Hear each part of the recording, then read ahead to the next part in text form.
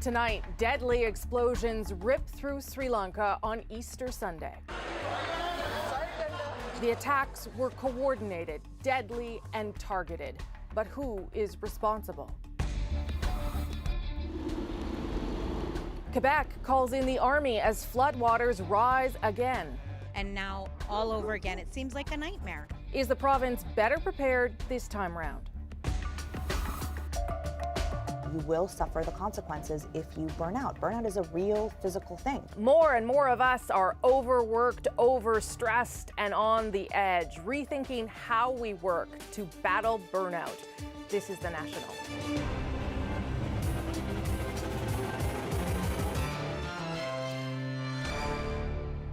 The single most important holy day of the Christian faith, Easter Sunday, signifies resurrection and redemption for billions around the world.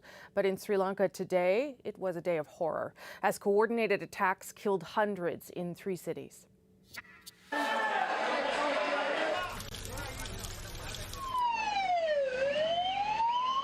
The attackers struck 3 churches in the middle of Easter services in Batticaloa, Negombo, and the capital Colombo, where 5 other targets were also hit, including luxury hotels.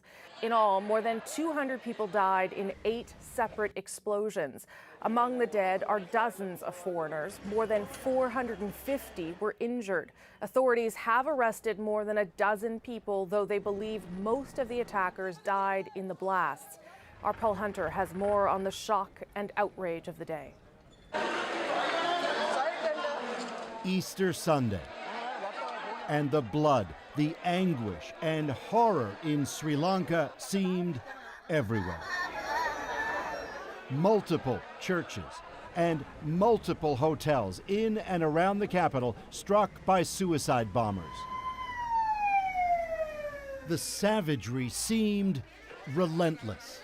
The survivors rushed to overwhelmed hospitals, some on sheets of plywood inside any cars that could make the desperate trip. I heard the explosion, then the roof fell on us, said this man who was at one of the churches hit. We took the children and ran. The churches, all Christian. The hotels, all popular with foreigners. And though authorities say the attacks were coordinated, little else is known of what or who is behind them. Sri Lankan Prime Minister Ranil Wickremesinghe today toured one of the bombed churches and blamed religious extremists. Authorities will be given all the powers they want to find those responsible, he said. We can't allow these kinds of crimes to take place. It's been a decade since Sri Lanka's seen this kind of violence. Until their defeat in 2009, Tamil separatists made suicide bombings commonplace in that country for years. Some wonder if they're now back at it. Others suggest Islamic extremists, though radicalized Islamists have no history of such stuff in Sri Lanka. Meanwhile, it's emerged that authorities were warned such attacks were looming. Police got a letter 10 days ago referencing suicide bombs and prominent churches, but didn't alert the government. As investigators now consider that, too, there's a curfew in place, and a number of social media sites have been blocked amid worries misinformation could stir up more violence, while so many Sri Lankans grieve in agony. Paul Hunter, CBC News, Washington. As Paul mentioned there's been no formal claim of responsibility, but security analysts already point to some clues that investigators will use to determine who was behind this and the message the attackers were trying to send. This is a completely new dynamic, a new aspect of terrorism that the country has not witnessed before. The country of 22 million has seen so much horror through 30 years of civil war, but this is different. Security expert Sachin Gohel says this attack was not about domestic tensions. It was clearly meant to hurt Westerners and Christians on a day of worship. And when we see an attack that is coordinated, multiple, designed to target a particular religious or ethnic group, and also to create economic damage, then those are the hallmarks of a powerful transnational terrorist actor. He says the goal seems to be to prey on a country that is fragile in its peace and try to target a country still divided from war. Violence has still sputtered up over the years between religious communities. Sri Lanka is primarily Buddhist, with minority Hindu and Muslim communities, just 6% Catholic. Just last year, a state of emergency was declared after violence between Buddhists and Muslims flared. This attack seems to take advantage of those pressures. This was designed to create maximum devastation. The same ideology that we've seen used in terrorist attacks in Europe and in North America and in Australia. And it happens also in the developing world, and Sri Lanka is a timely example of why we shouldn't ignore that threat. The violence will reopen old wounds, and even without anyone claiming responsibility yet, it shows terrorism knows no borders. No Canadians have been reported killed or injured in the attacks, but Ottawa is warning Canadians in Sri Lanka that more attacks are possible. And that has only heightened the fear and concern among the Sri Lankan community in this country. Cameron McIntosh has their reaction tonight. Bonded in friendship and faith, Toronto Harvest Missionary Church works in Sri Lanka directly with Batticaloa's Zion Church, one of 3 hit in the bombings.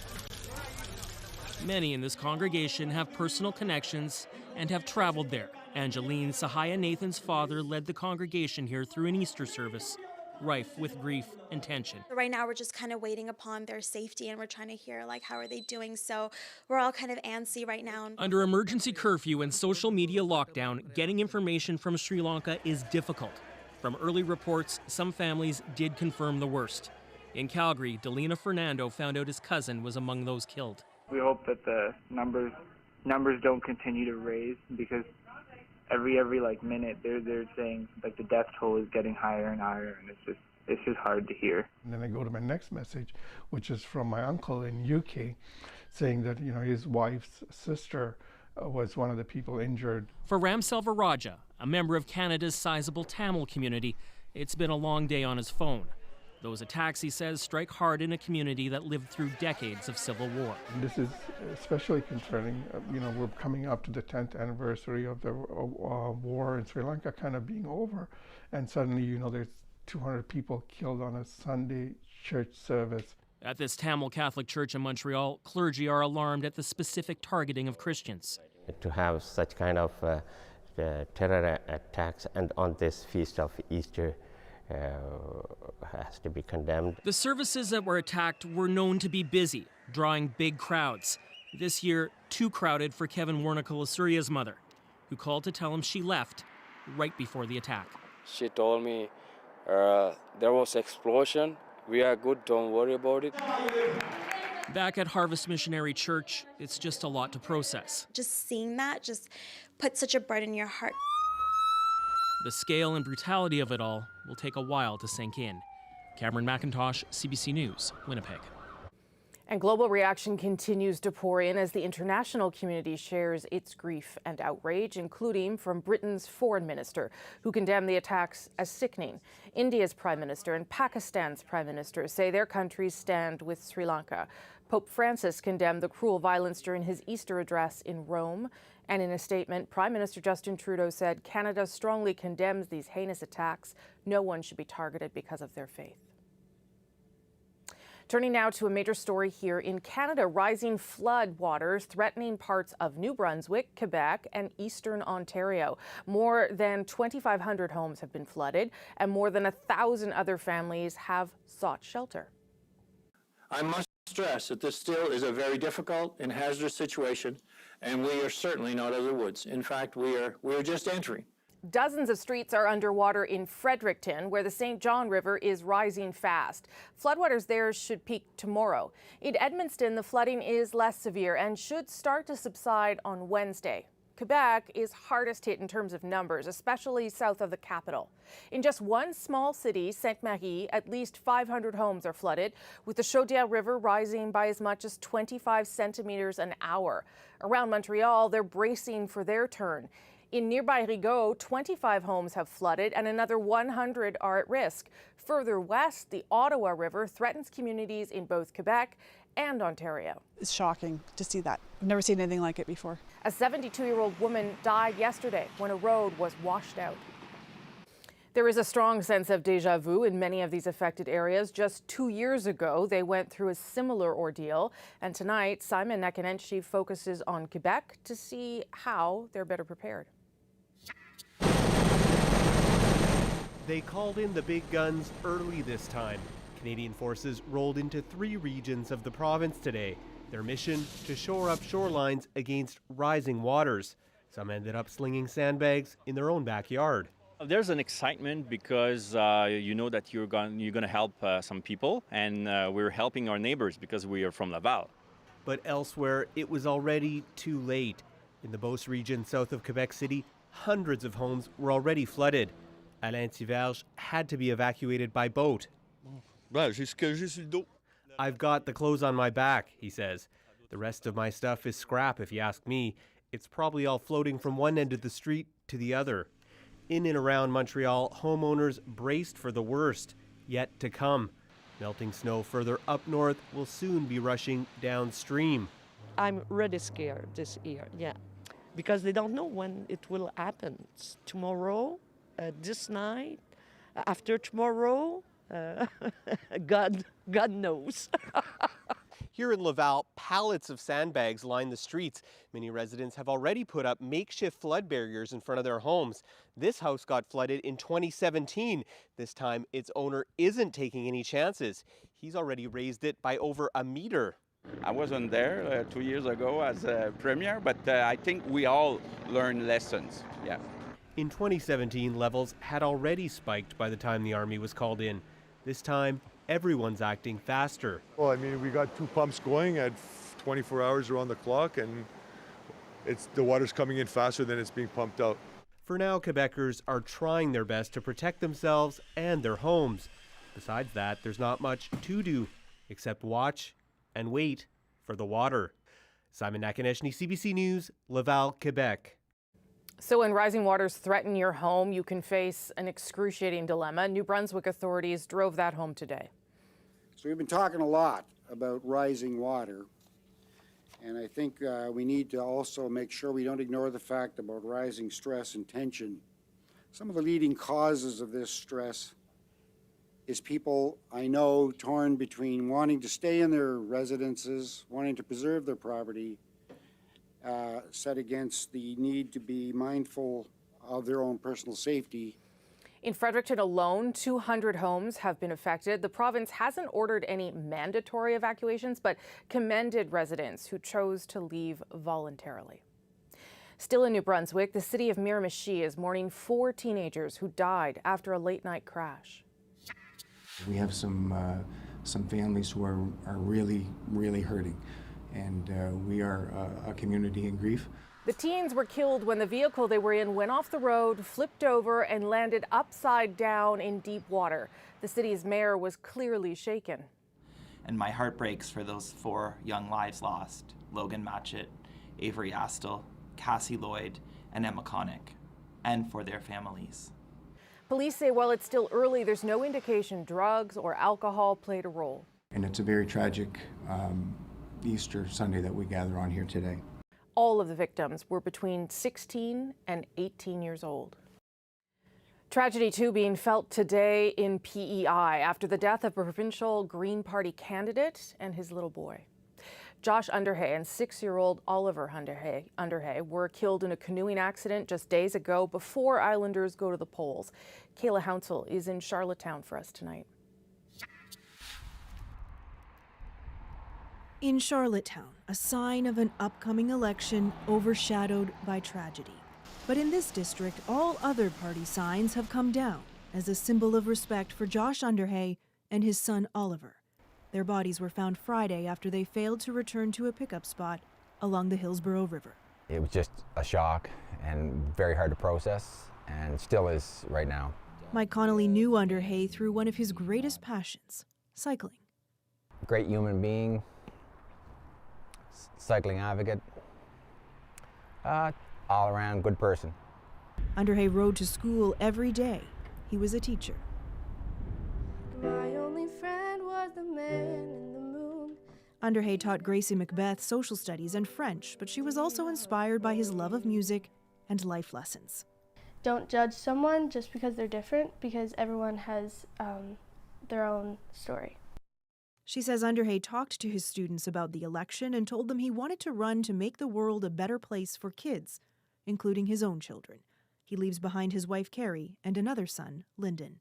A GoFundMe page has raised tens of thousands of dollars for them in just 2 days. Because he used to show videos of his kids in our classroom and pictures, and he'd just tell us about how proud he was that they were speaking French, because they could speak better French than any of us could, and he was really proud of them.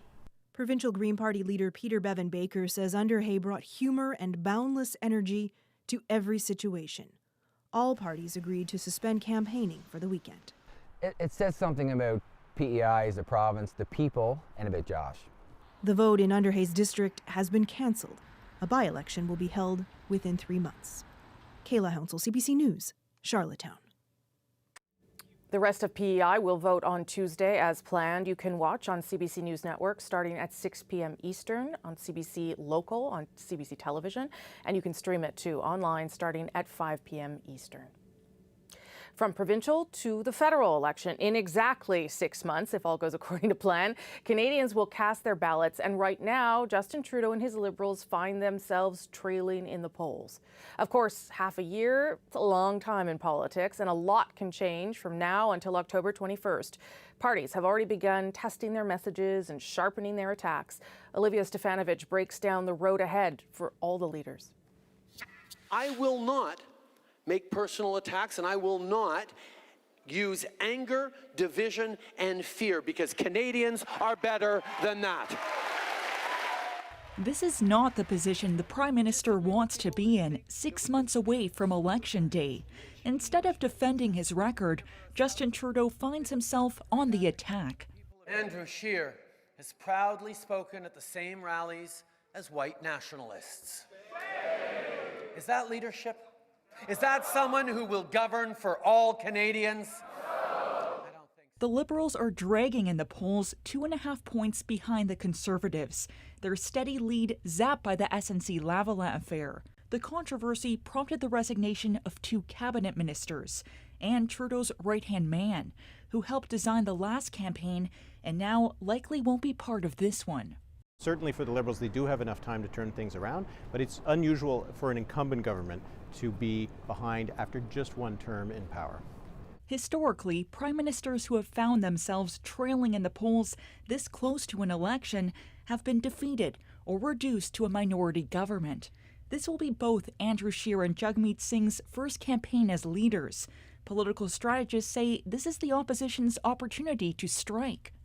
I don't think Andrew Scheer is yet known to Canadians. I think this campaign will be his coming out party. While Scheer is getting a boost from a coalition of Conservative premiers, it also comes with risks. The more allies you've got, the more people who can say something, the more people there are who can say something that can land you in hot water. And the Tories also have Maxime Bernier's People's Party of Canada to compete with. Meanwhile, NDP leader Jagmeet Singh is trying to get his time in the spotlight. His party is polling in 3rd. He will have work to do because still to this day he's an unknown quantity. Different challenges the different party leaders have to address as they count down to this fall's election. Olivia Stefanovic, CBC News, Ottawa. Some other stories we are watching tonight on The National. A man caught in an avalanche yesterday in British Columbia's Yoho National Park has died. Parks Canada says the accident, though, was not related to Tuesday's avalanche that killed 3 climbers in Banff National Park. And in Colombia, crews are busy digging through rubble after heavy rains unleashed landslides. Officials say at least 14 people are dead and 5 others injured. Still to come, feeling burned out by the job? You're not alone. Tonight, we kick off our series on how the stress of modern work is affecting Canadians. But next, a comedian is elected to be the next president of Ukraine, and it's no joke. Congratulations to the team with a 72% winning. Chris Brown is in Kiev with what it means for Russia and the West.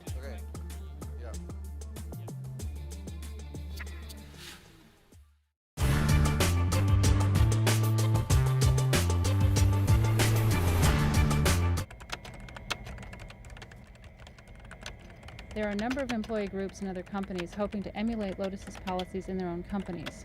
We discussed having a meeting in January '93 in New York to network and exchange information and ideas.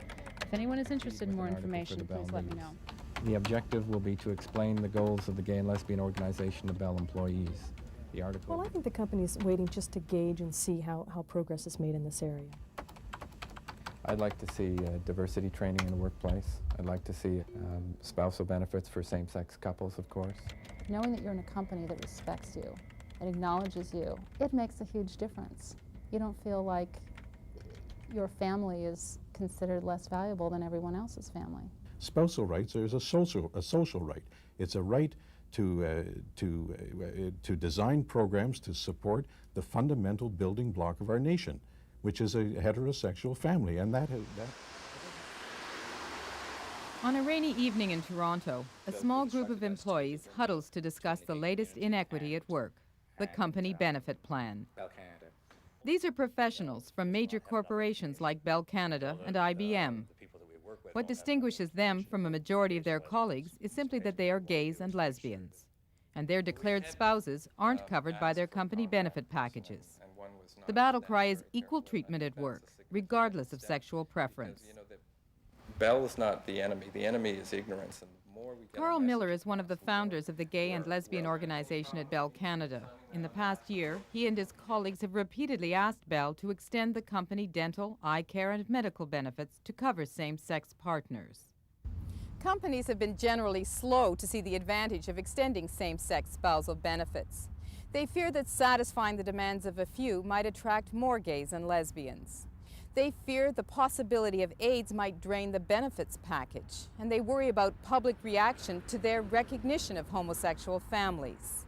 But they can't escape the issue because today's companies have become testing grounds for society's moral and ethical dilemmas. Some make history dealing with these dilemmas. Others follow. It's an historic day for this province. And history in this case is being made on many fronts. In the public sector, Ontario Crown Attorney Michael Leshner set a precedent this fall when the Ontario Human Rights Tribunal ruled his male spouse was entitled to coverage under Leshner's government benefits plan. Ontario didn't challenge the ruling, so provincial public sector employees can include same-sex spouses under their medical plans. BC and Yukon have similar policies.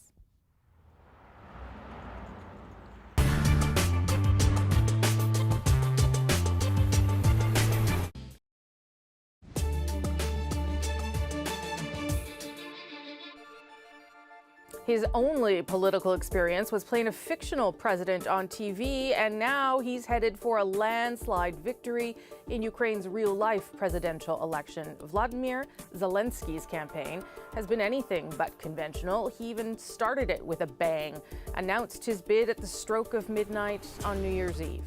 Many dismissed it as anything more than a PR stunt, but Zelensky insisted all along that his campaign is no laughing matter. And now, despite having few clear policies and being vague about what he actually stands for, he's on his way to the country's top office. Our Chris Brown is at the Zelensky headquarters in the Ukrainian capital of Kiev. Well, tonight, Vladimir Zelensky not only rewrote the rules of politics in Ukraine, but all post-Soviet states by massively winning a competitive, fair election. He asked voters to give him a mandate to clip the wings of the oligarch class that have made decisions here for decades, and he got it. Volodymyr Zelensky. There was no need to wait beyond the first exit poll. Seconds after the voting ended, Vladimir Zelensky was predicted to take more than 70% of the votes. On TV, how most Ukrainians got to know the 41-year-old comic, his ordinary man character almost accidentally gets elected president. But his real-life campaign was incredibly strategic, using social media to energize younger voters.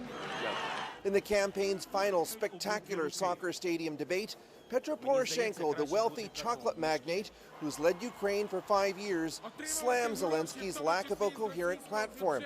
And he said Zelensky wouldn't be able to stand up to Russia's Vladimir Putin. Zelensky has said he'll end the war with Russian-supported separatists, but he hasn't said how. Ukraine's anemic economy was a bigger worry, so voters opted for a total change of direction. Tonight, he gave no immediate hints about filling in details on his long to-do list. There will be no pathetic speeches, he said, accepting the victory. Thank you. This is hopefully a historic turning point where the old oligarch system is finally broken, where corruption is taken care of. It's one thing for Zelensky to win. It's another for him to pass through legislation through a very discordant, a very divided Verkhovna Rada or parliament. Western nations, especially Canada, were big supporters of Poroshenko, and in capitals everywhere tonight they'll be wondering how that foreign help fits into Vladimir Zelensky's plans. Chris Brown, CBC News in Kiev. Still to come, what some banks are doing with information about your credit and debit cards. A BC woman goes public. But straight ahead, our new series, Overworked and Under Stress. Tonight, how we think about our jobs can only make the burnout worse. Problem with saying work hard and you'll be successful is that when you flip it, what you're really telling people, if you're not successful, then you must not be working hard enough. Andrew sits down with strategist and best-selling author Rahaf Harfouch.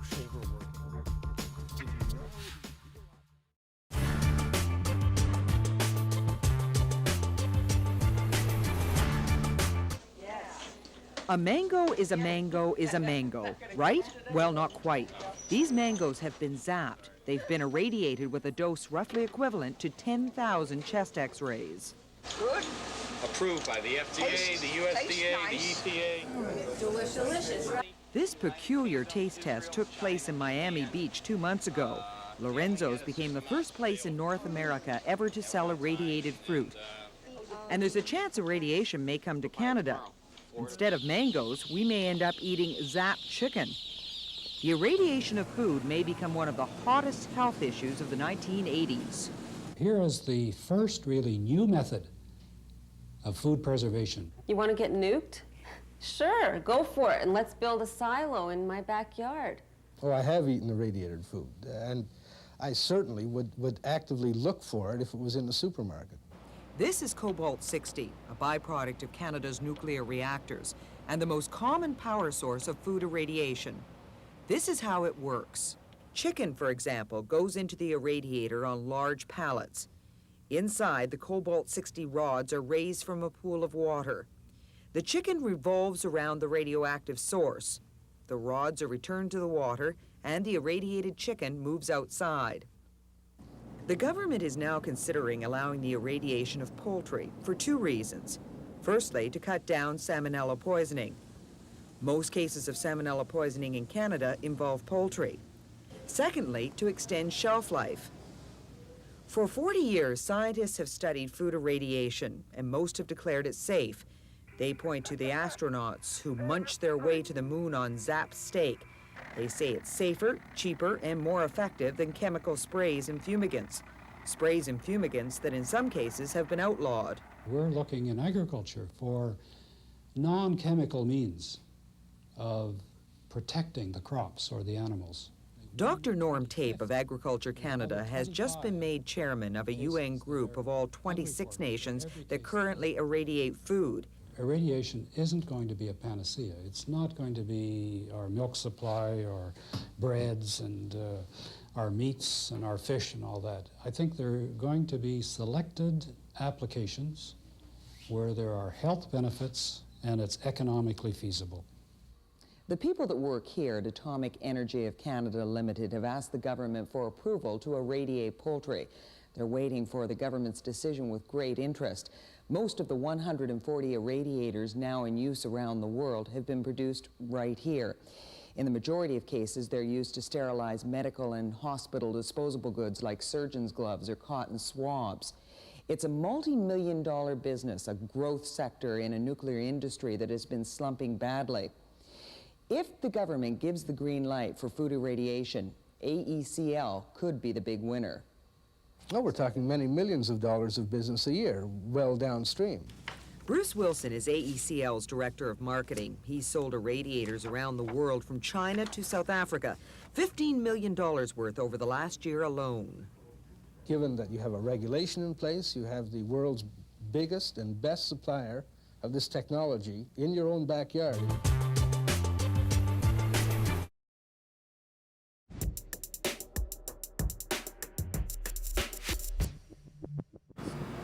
Work in Canada is changing rapidly. For some fields, the future looks bright.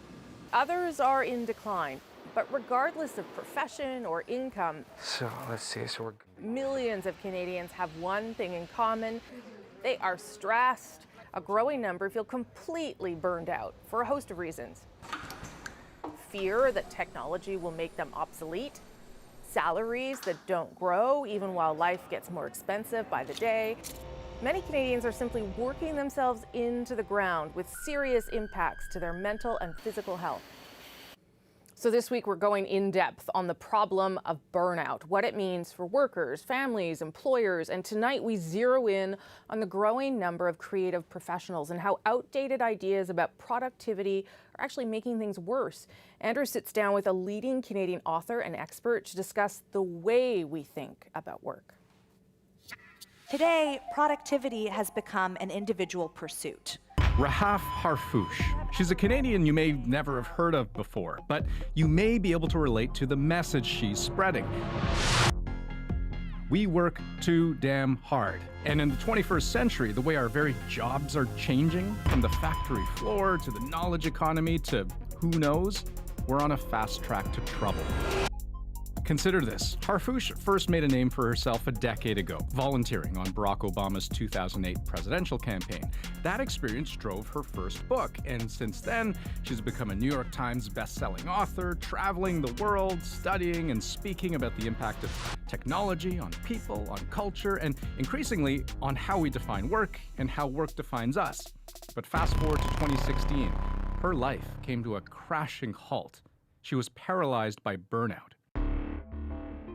And as a self-described creative who could no longer create, she had to ask herself the question, now what? Her soul-searching led to her latest book, Hustle and Float.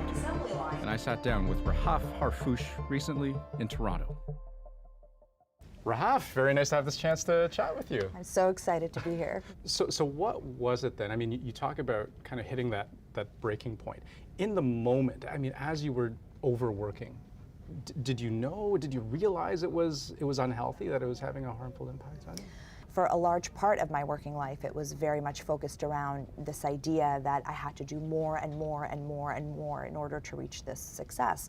And for me, what ended up happening was I ended up overworking and then having and suffering from severe health setbacks, burnout, insomnia, not being able to eat, not being able to sleep, losing my hair. And once you hit that physical wall, you're like, okay, well, clearly this strategy of I'm gonna outwork everyone else by doing it harder and longer, that's not getting me closer to where I want to go. And more than that, it's risking everything that's important to me, which is not only my mental and emotional and physical well-being, but my ability to generate ideas that I need to do to keep paying my rent and to keep being able to work.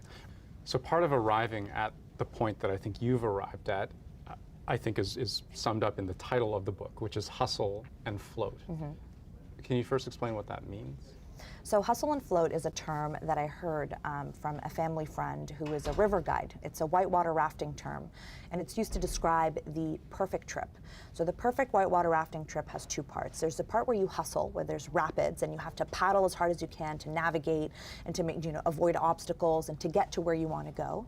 But then there's an equally important part of the trip where you lift your paddles out of the water and you let the river do the work, and the river carries you. And if you have too much hustle, you'll get exhausted, you'll make mistakes, which is quite dangerous. If you have too much float, it's boring, and then you don't really have any control in where you go and where you end up. And I think for creative professionals, that is the perfect way to describe how we need to work and how we can be creative. Right, and so that's perhaps my next question. Who particularly should be hustling and floating? I mean, I think all of us. In the book, I've used the word productive creative as a term because I think that the majority of people today that work in knowledge economies, whether you're an accountant or a lawyer or a banker or a teacher or a journalist or a writer or a strategist, we're all being paid to be creative at work. Now that's something that it's a skill set that we are being financially compensated for. So that means that we need to start looking at how to design systems that enable us to do the best quality level of work, knowing that historically all of the systems that we are forced into actually come from Industrial Revolution era type thinking, meaning it was designed for a type of work that we don't do anymore. So, but explain that for me. I mean, the tension between being creative and being productive. What's interesting is that when you look at how management thinking developed over time, it came really on the floor of factories, and it came around this idea of productivity as linked to continuous output. You went onto the assembly line, you did X amount of widgets in your 8-hour shift, and every single day at the end of the day you had the same amount of product that you were responsible for producing. And that's how it was for a long time. With knowledge work, we don't produce widgets, we don't produce cars on assembly line. I can't say to you, how many ideas are you going to get done? How many ideas are you going to produce in an 8-hour day? It just doesn't work like that. But those were the best systems that we had to manage people, so we kind of took these complex creative tasks, we shoved them into systems that were designed for a completely different type of work. So suddenly, you have this expectation where you have to be productive, productive being continuous output, productive being you have to justify every minute of your working day. You're in a call, you're in a meeting, you're doing the work, and anything that wasn't considered under the umbrella of productivity was frowned upon. If you are taking a coffee break, if you're out for a walk, if your manager doesn't see you sitting at your desk from that 9 to 5, it's considered a waste of time. But what we now know about how the brain works, we need those breaks, and that needs to be considered a part of the process and not a diversion from the end goal. So working hard isn't necessarily working smart, but how does that square with some of the biggest success stories of our time? Steve Jobs, a 14-hour workday, just a normal day. Elon Musk making his bed literally on the factory floor. Bill Gates, Oprah, all icons of a superhuman work ethic. And the number one lesson I could offer you where your work is concerned is this: become so skilled, so vigilant, so flat out fantastic at what you do that your talent cannot be dismissed. Regardless of how they get it done, I think most people, the science shows, is that burnout is a real thing, and that these models of sustained overwork over a long period of time will catch up with you. There will be people who have heart attacks. You will have depression and anxiety. You will suffer the consequences if you burn out. Burnout is a real physical thing. So I think that it's very misleading to look at these people and say that, oh, well, like, overwork works, they had it done, because I often think the media only shows us one part of the picture. I mean, I go back to the example in the book of Beyonce, where you look at Beyonce and you look at everything that she's accomplished: wealth, fame, power, right? But she herself was so burnt out in 2011 that she had to take an entire year off. And I think many times we talk about the light part, like the very exciting part. We don't talk about the shadows, because when you look at the percentage of articles that were written about her, there was like so many that were written about her work ethic, so many that were written about how hard she works, how long she works, very few that were written about the fact that she had to take an entire year off to physically and mentally recover. But I feel like there must be a whole subset of people who kind of wear that as a badge of honor too, right? They derive a sense of pride from the fact that they're working so hard. This is what's the really fascinating thing, is that culturally, the rituals that we've developed around how we talk about work and around how we link our importance to how hard we work, not even just the job that we do, that's not even important enough anymore. It's like not just the job that we do, but how hard and we work at it. Mm-hmm. That goes counter to all of the actual things we need to do to be healthy and to be more creatively prosperous. Like when you say that, I'm thinking, you know, when you go to a party, what's the first question you ask someone? What do you do? What do you do? And so is that, I mean, so to what extent then have our identities become so intertwined with work? I mean, you are what you do. I mean, is that kind of what you're getting at here? Most people are working for the majority of their day, so of course that's going to be the thing that you fall back on when you consider your identity and who you are, because many people at the end of a long day don't have the energy or the time to be able to develop all of these other different parts of their identity, because they're tired, because they're working 80-hour work weeks. So to someone like Oprah, who says, work hard and success will come, you would say? And my problem with saying work hard and you'll be successful is that when you flip it, what you're really telling people, if you're not successful, then you must not be working hard enough. And I think that's a very sad message, a very dangerous message, because a lot of people, there are people in this country that will work 3 part-time jobs just to make ends meet. Are they not working hard enough? There are people who will, who on top of working a full-time job have aging parents to take care of, have family obligations, have kids to raise, have all these other things that they have to do. Should they be working harder at their jobs and ignoring all these other responsibilities? To me, this is just a fundamental need to redefine what success is going to look like in a way that's a bit more sustainable, a bit more compassionate. Because many of these people that that we talk about are people who have the benefit of having a lot of support systems in place, of having the money to be able to maybe hire extra staff, hire nannies, hire cooks, travel by jet, all of these things that enable them to get more things done. I think the average person can't look at that as a standard and then feel guilty and shame themselves because they're just struggling to make ends meet, because salaries haven't risen, because there's like wage stagnation, because of all these other economic factors. Instead, we say, no, none of that's a big thing. You should really be working harder. I saw something on Instagram the other day that said, if you're not going where you want to be in your life, have you considered what you're doing between 7 p.m. and 12 a.m.?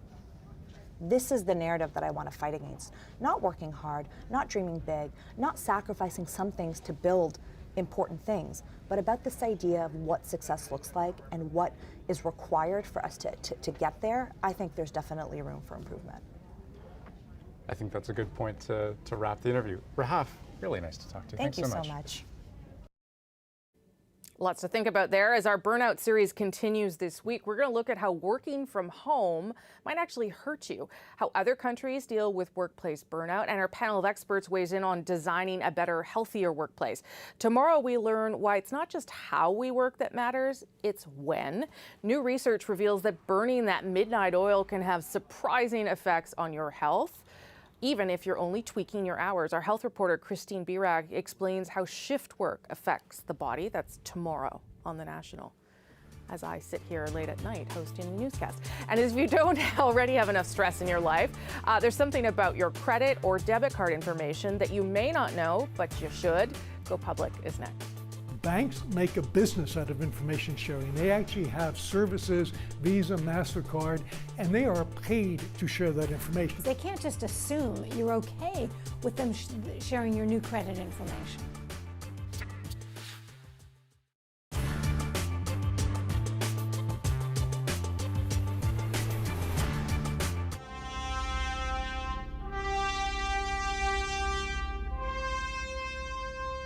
This is the way it was supposed to be. It's comical now, looking back at the Rube Goldberg device that was to be the roof of the Olympic Stadium. But back in the early 1970s, people thought, why not? The entire project was a futuristic dream, a building that would still be in vogue when there was a helicopter in every driveway. Ice and snow? Trifles. Hadn't they just landed a man on the moon? The whole thing was the brainchild of Montreal's mayor, Jean Drapeau, the national hero who brought us Expo 67. Who could doubt his visionary brilliance? Now, Drapeau is widely portrayed here as a megalomaniac who led Montreal over a cliff. But he is also ferociously defended. Hotline show host Gilles Proulx. I think Drapeau was ahead of his time, at the head of I would say a farmer's city. What he wanted is to give an heritage to Montreal, to say in 1,000 years that stadium will be there, just like the pyramids in Egypt or the Eiffel Tower. And you're going to be glad to say in 1976, a mayor decided to go against everybody to give you that heritage, and it's one of the most beautiful stadiums in the world. To design his stadium, Drapeau didn't want just any architect. He chose Roger Taillibert of Paris, whose previous stadiums were not just buildings. They were, according to Drapeau, poems in concrete. When they started building it, though, the extremely complicated design, combined with an orgy of greed from Quebec's unions and business leaders, drove the cost into the stratosphere. The budget went from $150 million to $800 million by the time the 1976 Olympic Games were held. And even at that, the stadium was unfinished, no tower and no roof. In the 1980s, they decided to go ahead with the tower, but it burst into flames even before it was completed. In 1986, a piece of the tower fell into the playing field during an Expos game. The team said they would have to play more heads-up baseball from then on. In 1987, they sewed up a heap of orange Kevlar and strung it up over the stadium. By this time, the cost had risen to $900 million, but Roger Taillibert dropped in to tell Montrealers that money was not an important consideration. It's not my problem. My problem is a concept. But it turned out that the concept was also a problem. A hydraulic failure while moving the roof caused a terrible rip in the Kevlar fabric, the first of many. Later, it seemed to rip whenever a thunderstorm happened by. The rain leaked in, the money poured out. Ça bouge. In 1997, the PQ government announced a final solution. We had so many problems with it that I think the time for experimentation is finished. A brand new roof, this one made of Teflon.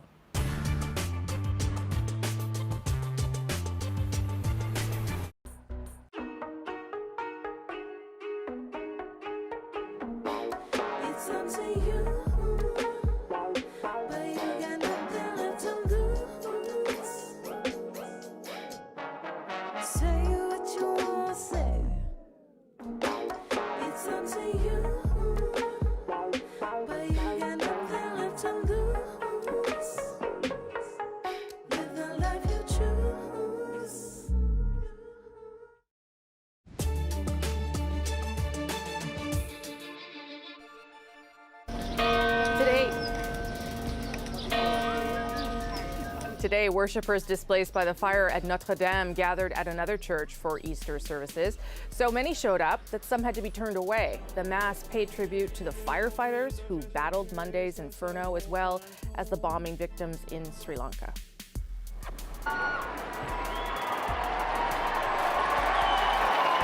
And Pope Francis delivered his traditional Easter message from the balcony of St. Peter's. He also mentioned the attacks in Sri Lanka and appealed for peace in the world's conflict areas, urging people to become builders of bridges, not walls.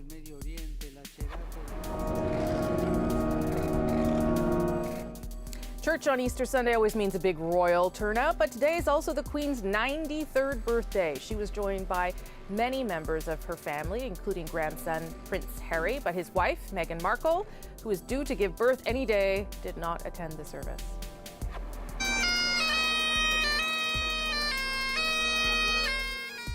And if it's Easter Sunday in New York, you're lucky enough to see hats. Fifth Avenue was packed this morning for the annual Easter Parade, which is really more of a promenade. Some of the headgear look pretty spectacular. The tradition dates back to the 1800s. Oh, I'd totally go see that. A warning tonight for the millions of Canadians with debit or credit cards after a British Columbia woman discovered information about her new card was shared with a company without her knowledge.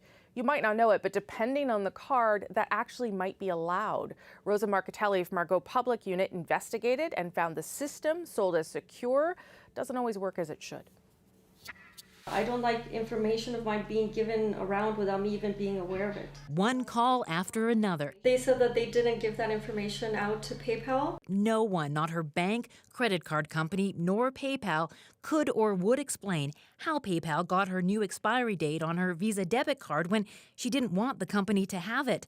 It's a debit card that can be used for online purchases. They seemed very confused at first. Last month, PayPal emailed Ancuna asking her to update the card information. She ignored the email, not wanting the info online. Then came a second email. 2 days afterwards, I got another email saying, "Oh, we are updated for you, so you don't have to." And I just thought, what? At first, PayPal told her it had a right to her card information as part of an updating program. Financial institutions can give customers new credit card information to businesses, and that includes account numbers and expiry dates. It's meant as a convenience. Customers are automatically opted in, whether they know it or not, and the details are often buried in those user agreements. This privacy advocate says banks need to be more clear about what they're doing. They can't just assume you're okay with them sharing your new credit information. After GoPublic started asking questions about Ancuna's case, the story changed. PayPal said it shouldn't have had her information at all, saying Visa debit cards aren't part of the updating program. Only credit cards are. Who shared the information and why? None of the three companies could or would explain. What we need is people to become aware of this. The merchants who get the automatic updates pay for the service. This cybersecurity expert wonders if financial institutions should be making money by selling customers' information. Banks make a business out of information sharing. They actually have services, Visa, MasterCard, and they are paid to share that information. I'm capable of putting in my information online if I need to. It's not a hassle for me, so I definitely would like the option. We went back and forth on email with the companies, and TD maintains it didn't give the information to PayPal, referring us to Visa. Visa says it didn't do it either, and we should put our questions to PayPal. PayPal isn't answering further questions, citing confidentiality, even though Ancuna waived confidentiality in order to allow the company to answer GoPublic's questions. Rosa Marcatelli, CBC News, Calgary. If you've got a story you want our Go Public team to take a look at, just send an email to gopublic@cbc.ca. Still to come, our moment, how the residents of a Saskatchewan nursing home got a few moves on Rocky.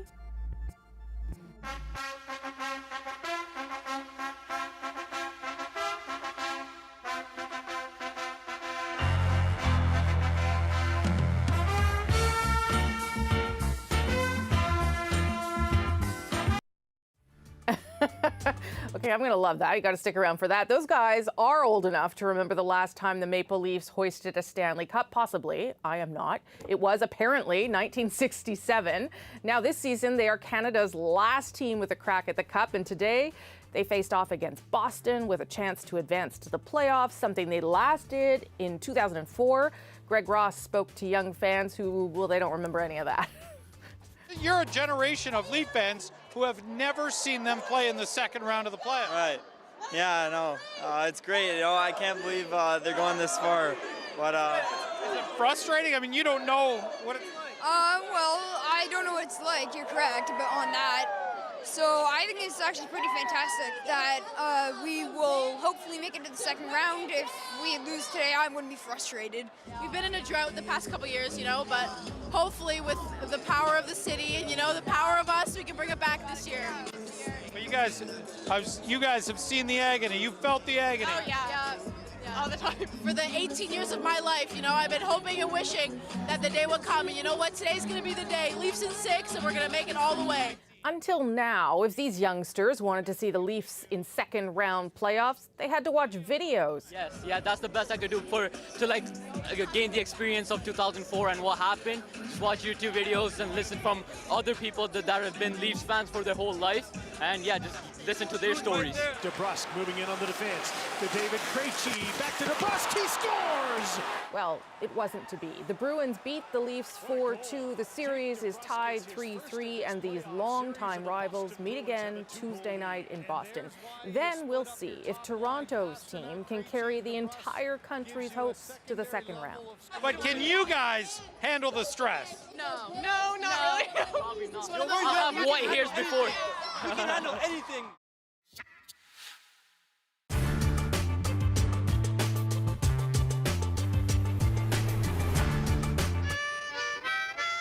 Meet David Bruff. He's the head honcho, in fact, the only honcho at Northern Access TV. He's traveling in some style from one Northern Ontario town to another, checking on his network. That's right, his network. Appropriately enough, he's playing a tune that was stolen from the Germans by the British 8th Army. You see, Bruff is also a thief, a TV-age Robin Hood, stealing from the rich and giving to the poor. Bruff has 30 TV stations, all illegal.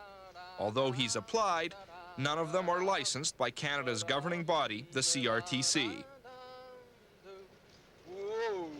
This is Bruff's master control, a plain old living room in Toronto. Here, without permission, Bruff records programs from every TV network, Canadian and American. He constructs videotapes that are 10 hours long. The tapes are sent several at a time on a route that takes them from one station to another. And this is a Bruff TV station, a jerry-built system of gutted tape recorders, pieces of plastic plumbing pipe, paper clips, epoxy, and a tangle of wires. The TV signal is beamed out of closets, basements, fruit cellars, and bedrooms by a tiny transmitter that will only carry the signal 5 miles or so. Run-ins with government are nothing new. You see, Bruff first wanted to give his system to the government-funded CBC. I pestered them enough, they finally agreed to allow me to do a demonstration of the system. The thing was that the engineers in the CBC, they were the ones who turned thumbs down on the idea. So here, in a sense, it was categorized very neatly by a CBC engineer who told me to take my toys and go home. In many respects, I use the other analogy of if a person is starving, that because you can't give them a T-bone steak dinner, that you'll let them starve because you've only got a hamburger for them. This is one of those starving communities, Wawa, a mining town on Lake Superior.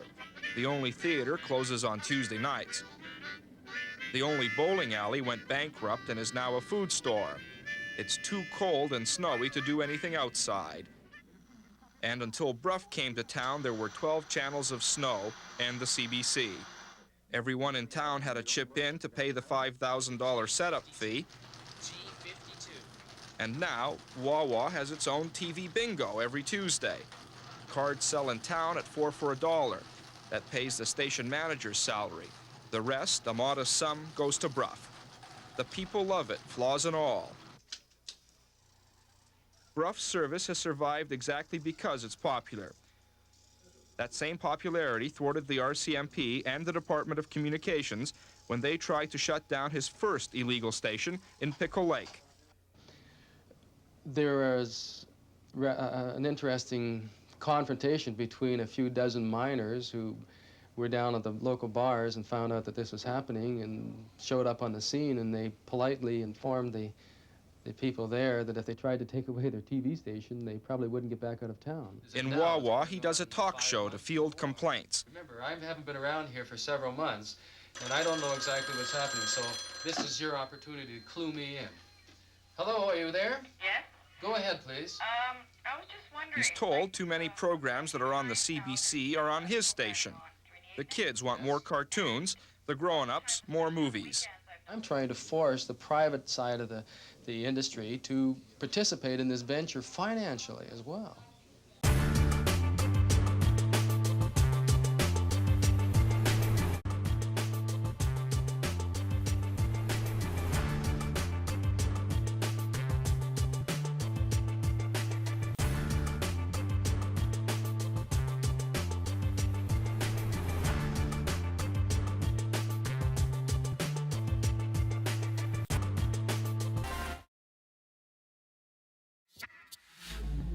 In Swift Current, Saskatchewan, an unexpected group is taking up the sport of boxing. Seniors, and they're loving it. Their coach is Nick Habshit, and his grandfather was a resident of a long-term care facility called the Meadows until he passed away last summer. So Nick decided to create this program to honor his grandfather, and that's tonight's moment. I wasn't really sure how I was going to approach it, but I was really familiar with the Meadows because my grandpa passed away there last year. I wanted to give back, and I decided to try and do a couple of workouts with them and see what we could do. At first, we were kind of worried about some of the impact, that it might be too rough on their hands. So we started with things like just blowing up balloons and letting them punch that. And then we got the hand pads out and saw if they could handle that impact. So they were able to do that. And we also got pool noodles for them to hit. And then we swing them at them and they'd have to dodge them in their wheelchairs, which was a lot of fun too. So we got to see them improve. And in many ways, we got to see their strength improve, their mobility and balance improve. We also saw them build their confidence socially. They really liked being there, showed up to practice a little bit early, and got a great bond with them too. A lot of times they just want to talk and hang out. It was a great way just to kind of connect the community and make everything kind of come around. Love that. So it was a 6-week program, but they're probably going to try it again in the fall. And over the summer, Nick says some of them are going to come check out his gym and his ring, although they won't do any actual sparring. Love to see that kind of stuff. All right, that's the National for this Easter Sunday. Happy Easter if you're celebrating. It is also April 21st. Thanks for watching. Good night.